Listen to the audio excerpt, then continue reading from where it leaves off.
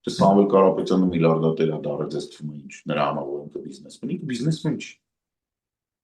Ինքը բիզնեսմեն չի, իրան թույլ են տվել։ Ես հիշեցնեմ, որ հենց որ կինո թատրոնները սկսեցին վերել շատ եկամուտ, իր ձեռքից կինոթատրոնները այսպես վերցրեցին։ Աչքը չհասցրեց թերթի։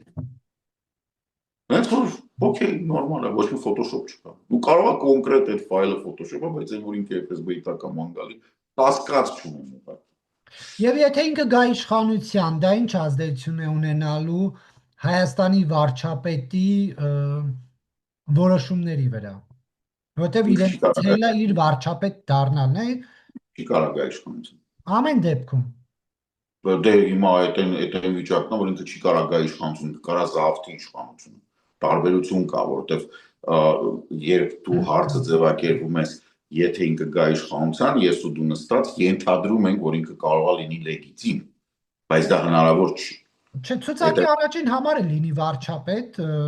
դա նույնիսկ Չէ, ուրիշ հարց է, հիմա մեր սահմանադրությունով դա լեգիտիմ չի։ Դրա համար եմ ասում, որ ինքը լեգիտիմ չի լինի ոչ մի դեպքում, եթե նույնիսկ իր կուսակցությունը գա։